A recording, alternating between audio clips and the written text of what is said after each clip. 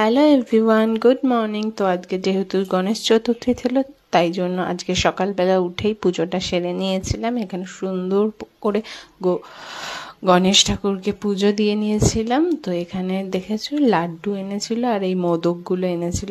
আজকে সব ঠাকুরকে খুব সুন্দর করে মালা দিয়ে ফুল মিষ্টি দিয়ে পুজো দিয়ে দিয়েছিলাম। যেহেতু আজকে গণেশ চতুর্থী ছিল, সকালবেলা উঠে পুজোটা সেরে নিয়েছিলাম। তারপরে রান্নাঘরে এসে আমি আর ফার্স্টেই শাক ভাজতে দিয়ে দিয়েছিলাম, কলমি শাক ভেজেছিলাম আজকে।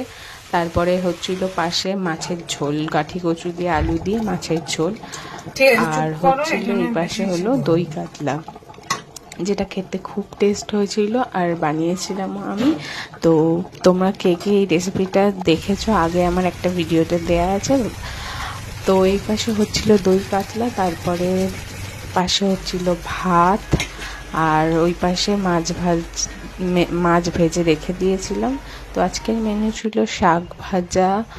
তো সিম্পল মেনু ছিল শাক ভাজা, তারপরে দই কাতলা, কাঠি কচু আলু দিয়ে মাছের ঝোল আর ভাত। এই ছিল আজকের রেসিপি।